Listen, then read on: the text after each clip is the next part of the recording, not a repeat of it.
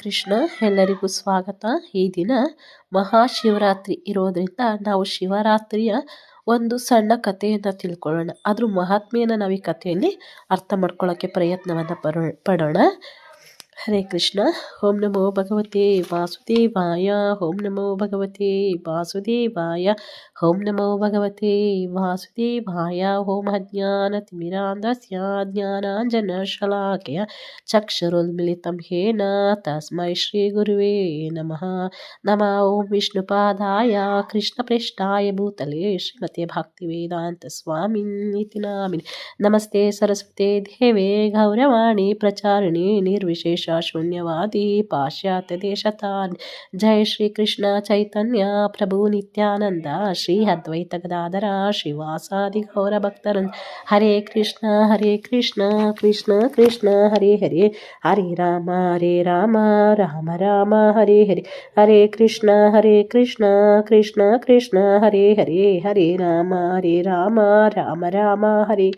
ಹರೇ ಕೃಷ್ಣ ಕೃಷ್ಣ ಕೃಷ್ಣ ಹರೇ ಹರೇ, ಹರೇ ರಾಮ ರಾಮ ರಾಮ ಹರೇ ಹರೇ. ಹರೇ ಕೃಷ್ಣ. ಎಲ್ಲರಿಗೂ ಸ್ವಾಗತ. ಈ ಕಥೆಯನ್ನು ಪ್ರಾರಂಭ ಮಾಡೋಣ.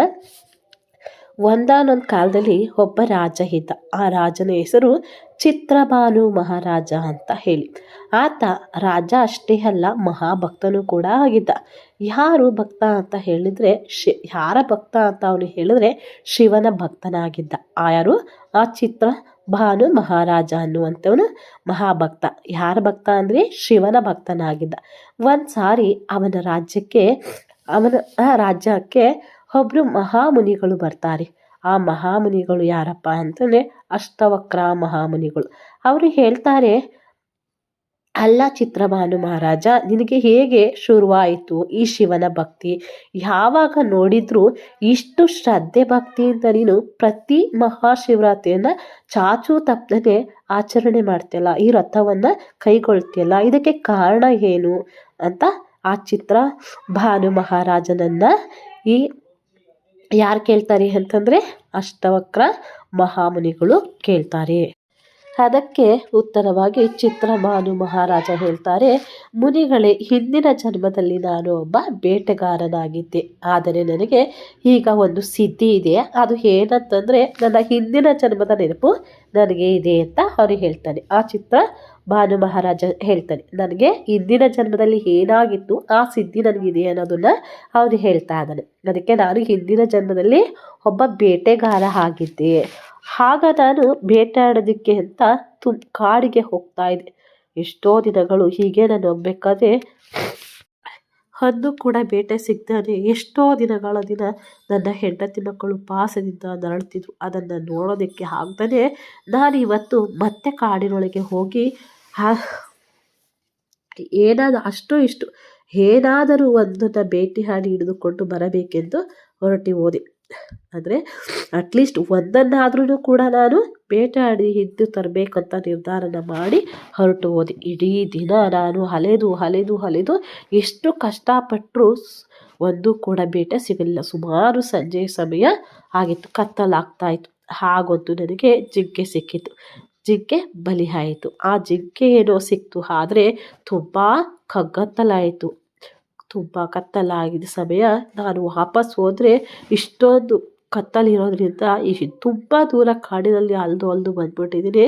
ಹೀಗೇನಾದರೂ ನಾನು ವಾಪಸ್ ಹೋಗಬೇಕು ಅಂತ ಹೋದರೆ ಕಾಡಿನಲ್ಲಿರುವಂಥ ಯಾವುದಾದ್ರೂ ಪ್ರಾಣಿಗಳು ನನ್ನನ್ನೇ ಹಿಡಿದು ತಿಂದು ಸಾಯಿಸ್ಬೋದು. ನಾನೇ ಬೇಟೆಗೆ ಬಂದು ನಾನೇ ಪ್ರಾಣಿಗಳಿಗೆ ಆಹಾರ ಆಗ್ಬೋದು ಅಂತ ಯೋಚನೆ ಮಾಡಿ ನಾನು ಏನು ಮಾಡಿದೆ ಅಂತಂದರೆ ಅದೇ ಕಾಡಿನಲ್ಲಿ ರಾತ್ರಿನ ಕಳೆಯೋದಕ್ಕೆ ನಿರ್ಧಾರವನ್ನು ಮಾಡಿದೆ.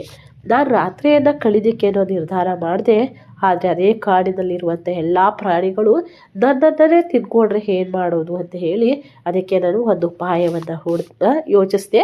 ಆ ಉಪಾಯ ಏನಂದರೆ, ನಾನು ಬೇಟೆ ಆಡಿರುವಂತಹ ಜಿಂಕೆಯನ್ನು ಅಲ್ಲಿ ಇಟ್ಟು ಒಂದು ಮರದ ಮೇಲೆ ಕುತ್ಕೊಬೇಕು ಅಂತ ಯೋಚನೆ ಮಾಡಿದೆ. ಆಗ ಅಲ್ಲಿರುವಂಥ ಪ್ರಾಣಿ ಪಕ್ಷಿಗಳು ನನ್ನನ್ನು ಏನು ಮಾಡೋದಕ್ಕೆ ಸಾಧ್ಯ ಇಲ್ಲ ಅಂತ. ಹಾಗಾಗಿ ಮರದ ಮೇಲೆ ಹತ್ತಿ ಕೂತ್ಕೊಂಡು ಏನೇನು ಯೋಚನೆ ಮಾಡಿದೆ. ಅದೇ ನನಗೆ ಕೂತ್ಕೊಂಡೆ ತುಂಬ ಧಾರಾಕಾರವಾಗಿ ಆ ಬೇಟೆಗಾರನಿಗೆ ಅಳು ಬರ್ತಾ ಇದೆ. ಆ ಬೇಟೆಗಾರನ ಹೆಸರು ಸುಸ್ವರ ಅಂತ. ಆ ಸುಸ್ವರ ಬೇಟೆಗಾರನಿಗೆ ಕಣ್ಣಲ್ಲಿ ಮರದ ಮೇಲೆ ಹತ್ತಿ ಕೂತ್ಕೊಂಡ ಕಣ್ಣಲ್ಲಿ ಲೊಳಲೊಳ ಅಂತ ನೀರು ಸುರಿತಾ ಇತ್ತು. ಯಾಕೆ ಅವನು ಅಷ್ಟೊಂದು ಅಳ್ತಾ ಇದ್ದಾನೆ ಅಂತಂದರೆ ಬೆಳಗ್ಗೆಯಿಂದ ಅವನು ಊಟ ಮಾಡಿರಲಿಲ್ಲ, ಕಾಡಲ್ಲಿ ಅಲ್ದು ಅವನಿಗೆ ಸುಸ್ತಾಗಿತ್ತು, ಒಂದು ತೊಟ್ಟು ನೀರು ಸಹ ಕುಡ್ತಿರ್ಲಿಲ್ಲ. ಮತ್ತೆ ಅವನು ವಾಪಸ್ ಮನೆಗೂ ಕೂಡ ಹೋಗೋದಕ್ಕಾಗಲಿಲ್ಲ. ಅವನ ಯೋಚನೆ, ನನ್ನ ಹೆಂಡತಿ, ನಾನೇನೋ ಇಲ್ಲಿ ಕೂತ್ಕೊಂಡ್ಬಿಟ್ಟೆ, ಆದರೆ ನನ್ನ ಹೆಂಡತಿ ಮಕ್ಕಳು ನಾನು ಬಂದಿಲ್ಲ ಅಂತ ಎಷ್ಟೊಂದು ಚಟ್ಪಡಿಸ್ತಾ ಇದ್ದಾರೇನು, ಅವ್ರಿಗೂ ಕೂಡ ಊಟ ಇಲ್ಲ, ಯಾಕೆ ಕಾಡಿನಲ್ಲಿ ನನ್ನ ಗಂಡಂಗೆ ಏನಾಗ್ತೋ ಏನು ಅಂತ ತುಂಬ ಚಡಪಡಿಸ್ತಾ ಇರ್ತಾರೆ ಅಂತ ಯೋಚನೆ ಮಾಡಿ ಅವನು ಧಾರಾಕಾರವಾಗಿ ಕಣ್ಣೀರು ಸುರಿತಾ ಇತ್ತು. ಹಾಗೆ ಯೋಚನೆ ಮಾಡ್ತಾ ಮಾಡ್ತಾ ಇನ್ನು ಯೋಚನೆ ಮಾಡ್ದ, ನಾನು ಈ ಕಾಡಿನಲ್ಲಿ ನಿದ್ದೆ ಬಂದು ಮಲ್ಕೊಂಡ್ಬಿಟ್ರೆ, ಮರದಿಂದ ಕೆಳಗಡೆ ಬಿದ್ದೋಗ್ಬಿಟ್ರೆ ಯಾವ್ದಾರ ಪ್ರಾಣಿಗಳಿಗೆ ತುತ್ತಾಗ್ಬಿಡ್ತೀನಿ ಅಂತ ಹೇಳಿ ಅವನು ಆ ನಿದ್ದೆಯನ್ನು ಕೂಡ ಮಾಡ್ದೇ ಜಾಗರಣೆಯನ್ನು ಮಾಡ್ತಾನೆ. ಇನ್ನು ಟೈಮ್ ಪಾಸ್ ಮಾಡಬೇಕಲ್ಲ, ನಿದ್ದೆ ಬರಬಾರ್ದು ಅಂದರೆ ಸುಮ್ಮನೆ ಕೂತ್ಕೊಂಡ್ರೆ ನಿದ್ದೆ ಬಂದ್ಬಿಡುತ್ತೆ. ನಿದ್ದೆ ಹೋಗಲಿ ಅನ್ನೋದಕ್ಕೋಸ್ಕರ ಅವನು ಅದೇ ಮರದಲ್ಲಿ ಕೂತಿದ್ನಲ್ಲ, ಆ ಮರದಲ್ಲಿ ರೆಂಬೆ ಕೊಂಬೆಗಳಲ್ಲಿ ಎಷ್ಟೊಂದು ಎಲೆಗಳಿದ್ದು ಅಲ್ವಾ, ಅದನ್ನು ಒಂದೊಂದೇ ಎಲೆಯನ್ನು ಕಿತ್ತಿ ಅವನು ಕೆಳಗಡೆ ಬೀಳಿಸ್ತಾ ಇದ್ದ. ಬೆಳಗಾಗೋವರೆಗೂ ಕೂಡ ಅವನು ಅದೇ ಕೆಲಸವನ್ನು ಮಾಡಿ ಇನ್ನು ಸೂರ್ಯೋದಯ ಆಯಿತು. ಸೂರ್ಯೋದಯ ಆದಾಗ ಅವನು ಬೆಳಕಾದಾಗ ಯೋಚನೆ ಮಾಡ್ದ, ಬೆಳಕಾಯಿತು, ಈಗ ನಾನು ಮನೆಗೆ ಹೊರಡೋಣ ಅಂತ ಹೇಳಿ ಮರದಿಂದ ಕೆಳಗೆ ಇಳಿದು ಅವನು ತಾನು ಬೇಟೆ ಆಡಿದಂತಹ ಜಿಂಕೆಯನ್ನು ತಗೊಂಡು ಬಂದ. ವಾಪಸ್ ನಡ್ಕೊಂಡು ಅವನು ಮನೆಗೆ ಬಂದು ತಲುಪ್ತ. ಮನೆಗೆ ಬಂದು ಬೇಟಾಡಿರೋದಂತ ಕೊಟ್ಟು ಅವನು ಸ್ನಾನವನ್ನು ಮಾಡೋದಕ್ಕೆ ಹೋದ. ಸ್ನಾನ ಮಾಡಿಕೊಂಡು ಅವನು ಬಂದಾಗ ಅವರ ಹೆಂಡತಿ ಏನು ಮಾಡ್ತಾಯಿದ್ರು, ಅದನ್ನು ಪ್ರಸಾದವನ್ನು ಅಂದರೆ ಆ ಬೇಟೆ ಆಡಿದಂಥ ಆಹಾರವನ್ನು ಅವರು ಅಡುಗೆಯನ್ನು ಮಾಡ್ತಾಯಿದ್ರು. ಅಡುಗೆಯನ್ನು ಮಾಡ್ತಾರೆ. ಸ್ನಾನ ಮಾಡ್ಕೊಂಡು ಬಂದ, ಯಾರೋ ಒಬ್ಬರು ಬಂದು ಬಾಗಿಲನ್ನು ಬಡಿದ್ರು. ಯಾರು ಬಾಗಿಲನ್ನ ಬಡಿದ್ರು ಅಂತ ನೋಡೋಕ್ಕೆ ಹೋದಾಗ ಒಬ್ಬ ಬ್ರಾಹ್ಮಣ ಭಿಕ್ಷೆಯನ್ನು ಬೇಡ್ಕೊಂಡು ಬಂದ. ಭಿಕ್ಷೆಯನ್ನು ಬೇಡಿ ಏನಾದ್ರೂ ಭಿಕ್ಷೆಯನ್ನು ಕೊಡಿ ಅಂತ ಆ ಬ್ರಾಹ್ಮಣ ಕೇಳ್ದ. ಈಗ ಈ ಸುಸ್ವರ ಬೇಟೆಗಾರನಿಗೆ ಮನಸ್ಸಿಗೆ ಅನ್ನಿಸ್ತು ಏನಂತ, ಮನಸ್ಸಲ್ಲಿ ಅನಿಸ್ತು, ಎಷ್ಟೋ ದಿನ ಆಗಿದೆ ಊಟ ಮಾಡಿ ಇಲ್ವೋ, ಏನಾಗಿದೆಯೋ ಅಂತ, ಮತ್ತು ಏನಾದ್ರೂ ಇರೋದ್ರಲ್ಲೇ ಅಲ್ಪ ಸ್ವಲ್ಪನ ಕೊಡೋಣ ಅಂತ ನಿರ್ಧಾರ ಮಾಡಿ ಅವನಿಗೆ, ಆ ಬ್ರಾಹ್ಮಣನಿಗೆ ತನ್ನ ಮನೆಯಲ್ಲಿ ಇದ್ದಂತಹ ಸ್ವಲ್ಪವನ್ನು ದಾನವಾಗಿ ಕೊಟ್ಟು ಆನಂತರ ಇವನು ಊಟ ಮಾಡಿ ಮುಗಿಸ್ದ. ಹೀಗೆ ಚಿತ್ರಭಾನು ಮಹಾರಾಜ ಹೇಳ್ತಾ ಹೋಗ್ತಾ ಇದ್ದ. ಆದರೆ ಅಷ್ಟವಕ್ರ ಮುನಿ ಏನು ಕತೆ ಇದು ಬೇಟೆಗಾರ ಇದ್ದೆ ಅಂತಾನೆ ಏನೇನೋ ಹೇಳ್ತಾ ಇದ್ದಾನೆಲ್ಲ ಅಂತ ಅನ್ನಿಸ್ತಾ ಇತ್ತು. ಆಗ ಚಿತ್ರಕೇತು ಮಹಾರಾಜ ಹೇಳ್ತಾನೆ, ನಾನು ಕಳೆದ ಒಂದು ಇಡೀ ಜೀವನನ ಬೇಟೆಗಾರನಾಗಿದ್ದಾಗಲೇ ಕಳೆದೆ. ನಾನು ಕೊನೆಯ ಸಂದರ್ಭ, ಪ್ರಾಣ ಹೋಗ್ಬೇಕಾಗಿರುವಂಥ ಆ ಸಂದರ್ಭದಲ್ಲಿ ಇಬ್ಬರು ಬಂದರು. ಯಾರು ಆ ಇಬ್ಬರು ಅಂತಂದರೆ ಶಿವದೂತರು ಬಂದರು ಅಂತ. ನಾನು ಇಲ್ಲಿಯವರೆಗೆ ಕೇಳಿದ್ದೇನೆ ವಿಷ್ಣುದೂತರು ಮತ್ತು ಯಮದೂತರಿದ್ದಾರೆ ಅಂತ. ಆದರೆ ನಮಗೆ ಈ ಕಥೆಯಲ್ಲಿ ಗೊತ್ತಾಗ್ತಾ ಇರೋದು ಏನಪ್ಪ ಅಂದರೆ, ಶಿವದೂತರು ಇದ್ದಾರೆ ಅಂದರೆ ಯಾರು ಅಂತಂದರೆ ಶಿವನ ಭಕ್ತರು ಕರ್ಕೊಂಡು ಹೋಗೋದಕ್ಕೆ ಶಿವದೂತರು ಬರ್ತಾರೆ. ಚಿತ್ರಕೇತು ಮಹಾರಾಜನ ಕರ್ಕೊಂಡು ಹೋಗೋಕೆ ಇಲ್ಲಿ ಶಿವದೂತರು ಬಂದರು. ಸರಿ, ಅಲ್ಲಿ ಎಲ್ಲ ಕರ್ಕೊಂಡು ಹೋದ್ರು. ಆದರೆ ಶಿವ ಇರುವಂಥ ಜಾಗಕ್ಕೆ ಕರ್ಕೊಂಡು ಹೋಗ್ತಾರೆ. ಆ ಜಾಗ ನೋಡೋದಕ್ಕೆ ವೈಕುಂಠ ಥರನೇ ಇದೆ, ಆದರೆ ಅದು ವೈಕುಂಠ ಅಲ್ಲ, ಅದು ಶಿವಧಾಮ. ಅಲ್ಲಿಗೆ ಕರ್ಕೊಂಡು ಹೋಗ್ತಾರೆ. ಇವರಿಗೆ ಆಶ್ಚರ್ಯ, ನಾನು ಸಾಮಾನ್ಯ ಒಬ್ಬ ಬೇಟೆಗಾರ, ಎಷ್ಟೊಂದು ಪಾಪಗಳನ್ನೆಲ್ಲ ನಾನು ಮಾಡಿದ್ದೇನೆ, ಅಂದರೆ ಎಷ್ಟೊಂದು ಪ್ರಾಣಿ ಪಕ್ಷಿಗಳನ್ನ ಕೊಂದಿದ್ದೀನಿ, ಆದರೆ ಇವರು ನನ್ನನ್ನು ಇಲ್ಲಿಗೆ ಯಾಕೆ ಕರ್ಕೊಂಡು ಬಂದಿದ್ದಾರೆ ಅಂತ. ಅದಕ್ಕೆ ಸುಸ್ವರ ಕೇಳ್ತಾನೆ, ನನ್ನನ್ನು ಯಾಕೆ ಇಲ್ಲಿಗೆ ಕರ್ಕೊಂಡು ಬಂದಿದ್ದೀರಾ ಅಂತ. ಅದಕ್ಕೆ ಹೇಳ್ತಾರೆ ಆ ಶಿವದೂತರು, ನೀನು ಮರ್ತ್ಬಿಟ್ಟಿರ್ಬೋದು, ಆ್ಯಕ್ಚುಲಿ ಎಷ್ಟೋ ವರ್ಷಗಳ ಕೆಳಗೆ ನೀನು ಶಿವರಾತ್ರಿಯನ್ನು ಮಾಡಿದ್ದೀಯ, ಶಿವರಾತ್ರಿ ವ್ರತವನ್ನು ನೀನು ಮಾಡಿದ್ದೆ. ನಾನು ಈ ವ್ರತವನ್ನು ಯಾವಾಗ ಮಾಡಿದೆ ಅಂತ ಅವರು ಮತ್ತೆ ಪ್ರಶ್ನೆಯನ್ನು ಕೇಳ್ತಾರೆ. ಅದಕ್ಕೆ ಹೇಳ್ತಾರೆ, ನೀನು ಮರ್ತಿದ್ದೆ, ಒಂದು ದಿನ ನೀನು ಊಟ ನೀರು ಕೂಡ ಏನನ್ನೂ ಕುಡ್ದಿರ್ಲಿಲ್ಲ, ನಿರ್ಜಲ ಉಪವಾಸವನ್ನು ಮಾಡಿದ್ದೆ, ಮತ್ತು ಅದೇ ರಾತ್ರಿ ನೀನು ಜಾಗರಣೆಯನ್ನು ಕೂಡ ಮಾಡಿದ್ದೆ ನೀನು ಅಂದರೆ ಅವ್ರಿಗೆ ಆಗ ಹೇಳ್ತಾ ನೆನಪಿಸ್ತಾರೆ. ಅಂದರೆ ನೀನು ಕಾಡಿಗೆ ಬೇಟೆ ಆಡೋಕ್ಕೆ ಹೋದಾಗ ಒಂದು ದಿನ ನೀನು ಊಟ ನೀರು ಏನೂ ಕೂಡ ಮಾಡಿರಲಿಲ್ಲ, ನೀನು ತುಂಬ ಕಗ್ಗತ್ತಲಾಯಿತು ಅಂತ ನೀನು ಒಂದು ಮರದ ಮೇಲೆ ಕೂತಿದ್ದೆ. ಆ ಮರ ನೀನು ಕೂತಿದ್ದಲ್ಲ, ಆ ಮರನೇ ಬಿಲ್ವಪತ್ರೆಯ ಮರ. ನೀನು ತುಂಬ ಕತ್ತಲಾಗಿದ್ದರಿಂದ ನೀನು ಆ ಮರವನ್ನು ಹತ್ತುವಾಗ ಕೆಳಗಡೆ ಒಂದು ಶಿವಲಿಂಗ ಇತ್ತು, ಪುಟ್ಟ ಸಣ್ಣದಾದಂಥ ಒಂದು ಶಿವಲಿಂಗ ಇತ್ತು. ನೀನು ಆ ಶಿವಲಿಂಗವನ್ನು ನೋಡಿರಲಿಲ್ಲ ಕತ್ತಲಾಗಿದ್ದರಿಂದ. ನೀನು ಕೂತಿದಂಥ ಮರ ಬಿಲ್ಪತ್ರ ಮರವಾಗಿತ್ತು. ನೀನು ಆ ಬಿಲ್ಪತ್ರ ಪತ್ರ ಬರದಲ್ಲಿ ಇದ್ದಂಥ ಎಲ್ಲ ಬಿಲ್ಪತ್ರ ಎಲೆಯನ್ನು ಕಿತ್ತು ಕಿತ್ತು ಕೆಳಗೆ ಬೀಳಿಸ್ತಾ ಇದಲ್ಲ, ಅದು ಶಿವನಿಗೆ, ಆ ಶಿವಲಿಂಗಕ್ಕೆ ಅರ್ಪಣೆ ಆಗ್ತಾ ಇತ್ತು.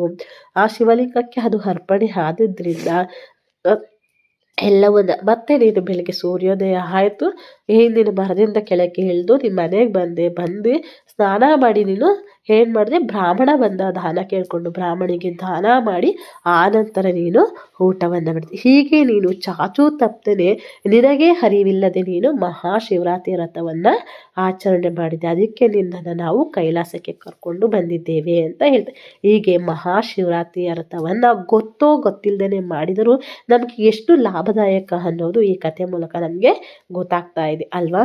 ಹಾಗಾದರೆ ನಿಮಗೆ ಈಗ ಒಂದು ಅನ್ನಿಸ್ಬೋದು, ಮಾತಾಜಿ ಆದರೆ ನಾವು ಕೂಡ ಈ ಶಿವರಾತ್ರಿನ ನಾಳೆ ಮಾಡಿಡ್ಬೋದಾ? ಅದು ನಿಮಗೆ ಬಿಟ್ಟಿದ್ದು. ಯಾಕೆ ಅಂದರೆ ನಮ್ಮ ಉದ್ದೇಶ ಕೃಷ್ಣ ಭಕ್ತರಾಗಬೇಕು ಅನ್ನೋದು. ನಾವು ಕೈಲಾಸಕ್ಕೆ ಹೋಗೋದು ನಮ್ಮ ಉದ್ದೇಶ ಅಲ್ಲ, ನಮ್ಮೆಲ್ಲರ ಉದ್ದೇಶ ಕೃಷ್ಣನ ಲೋಕಕ್ಕೆ ಹೋಗುವುದು ಅಂತ. ಹಾಗಾಗಿ ನಾವು ಈ ವ್ರತವನ್ನು ಮಾಡಿದರೂ ಅದರ ಉದ್ದೇಶ ಏನಿರಬೇಕು ಅನ್ನೋದ್ರೆ, ಹೋ ಭಗವಂತ ಶಿವ, ನೀನು ಎಷ್ಟು ವೈಷ್ಣವ ನಾಮ್ಯತಾ ಸೊಂಬು ಅಂತ ಭಾಗವತದಲ್ಲಿ ಹೇಳಿದೆ. ಅಂದರೆ ನೀನು ಇರುವಂತಹ ವೈಷ್ಣವರಲ್ಲಿ ಶ್ರೇಷ್ಠನಾದವನು ನೀನು, ಶಂಭು ನೀನು ನಿನ್ನ ನಾಮ ಜಪದಿಂದ, ಅಂದರೆ ರಾಮ ರಾಮ ರಾಮ ಅಂತ ಹೆಸರು ಹೇಳೋ ಜಪದಿಂದಲೇ ಉನ್ಮತ್ತನಾಗಿ ಕುಣಿದು ಕುಪ್ಪಳಿಸ್ತೀಯ. ನೀನು ಕುಣಿದು ಕುಪ್ಪಳಿಸ್ತಾ ನಿನಗೆ ಆಗ್ತಾ ಇರುವಂತಹ ಆನಂದ ಇದೆಯಲ್ಲ, ಅದರಲ್ಲಿ ನೀನು ಸ್ವಲ್ಪವನ್ನು ನನಗೂ ಕೂಡ ಕರುಣಿಸು. ನಾನು ಕೃಷ್ಣ ಭಕ್ತಿ, ನಿನ್ನಲ್ಲಿರುವಂಥ ಆ ಕೃಷ್ಣ ಭಕ್ತಿಯನ್ನು ನನಗೂ ಕೂಡ ಕೊಡುವಂಥ ಆ ಉದ್ದೇಶದಿಂದ ನಾವು ವ್ರತವನ್ನು ಮಾಡಬೇಕು. ಅಂದರೆ ನಾವು ವ್ರತವನ್ನು ಮಾಡೋದಕ್ಕಿಂತ ಮೊದಲು ಶಿವ ಅಂದರೆ ಯಾರು, ಕೃಷ್ಣ ಅಂದರೆ ಯಾರು, ಈ ಬೇಸಿಕ್ ತಿಳುವಳಿಕೆಯನ್ನು ತಿಳ್ಕೊಂಡು ನಾವು ಈ ವ್ರತವನ್ನು ಮಾಡಬೇಕು.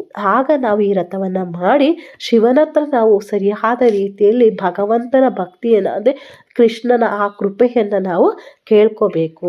ಆಗ ನಮಗೂ ಕೂಡ ಈ ವ್ರತದಲ್ಲಿ ಎಷ್ಟು ಲಾಭ, ಅಂದರೆ ಗೊತ್ತಿಲ್ಲದೇ ಆ ಸುಸ್ವರ ಅನ್ನೋ ಬೇಟೆಗಾರ ವ್ರತವನ್ನು ಮಾಡಿ ಕೈಲಾಸವನ್ನು ಪಡ್ಕೊಂಡ. ಆದರೆ ನಾವು ಈ ತಿಳುವಳಿಕೆಯನ್ನು ತಿಳ್ಕೊಂಡು ಈ ವ್ರತವನ್ನು ಮಾಡಿ ಶಿವನ ಹತ್ರ ನಾವು ಏನನ್ನು ಬೇಡ್ಕೋಬೇಕು, ಕೃಷ್ಣನ ಭಕ್ತಿಯನ್ನು ಕರುಣಿಸುವಂಥ ಬೇಡ್ಕೋಬೇಕು. ಹಾಗೂ ನಮಗೆ ಇಷ್ಟೇ ಲಾಭವೂ ಕೂಡ ಸಿಗುತ್ತದೆ. ನಾವು ಕೃಷ್ಣನ ಲೋಕಕ್ಕೆ ಹೋಗುವಂತಹ ಕರುಣೆಯನ್ನು ಶಿವ ನಮಗೆ ಕರುಣಿಸ್ತಾರೆ. ಅಂದರೆ ಆ ಕೃಪೆ ಭಕ್ತಿಯನ್ನು ನಮಗೆ ಕೊಡ್ತಾರೆ. ಆ ಭಕ್ತಿಯನ್ನು ನಾವು ಇನ್ನೂ ಹೆಚ್ಚು ಮಾಡಿ ಭಗವಂತನ ಸೇವೆಯನ್ನು ಪಡ್ಕೊಂಡು ಭಗವಂತನ ಧಾಮವನ್ನು ಪಡ್ಕೋಬೋದು. ಇದು ಮಹಾಶಿವರಾತ್ರಿಯ ಮಹಾತ್ಮೆಯನ್ನು ತಿಳ್ಕೊಳ್ಳೋ ಒಂದು ಸಣ್ಣ ಕಥೆಯನ್ನು ಹೇಳಿದ್ದೀನಿ. ಹರೇ ಕೃಷ್ಣ. ಹರೇ ವಾಂಛಾ ಕಲ್ಪತರುಶ್ಚ ಕೃಪಾ ಸಿಂಧುಭ್ಯ ಭಯೋ ಏವ ಚ ಪತಿತಾನಾಂ ಪಾವನೇಭ್ಯೋ ವೈಷ್ಣವೇಭ್ಯೋ ನಮೋ ನಮಃ. ಹರೇ ಕೃಷ್ಣ ಕೃಷ್ಣ ಕೃಷ್ಣ ಹರೇ ಹರೇ, ಹರೇ ರಾಮ ರಾಮ ರಾಮ ಹರೇ ಹರೇ, ಹರೇ ಕೃಷ್ಣ ಕೃಷ್ಣ ಕೃಷ್ಣ ಹರೇ ಹರೇ, ಹರೇ ರಾಮ ರಾಮ ರಾಮ ಹರೇ ಹರೇ, ಹರೇ ಕೃಷ್ಣ ಕೃಷ್ಣ ಕೃಷ್ಣ ಹರೇ ಹರೇ, ಹರೇ ರಾಮ ರಾಮ ರಾಮ ಹರೇ ಹರೇ. ಹರೇ ಕೃಷ್ಣ. ಎಲ್ಲರಿಗೂ ಧನ್ಯವಾದಗಳು.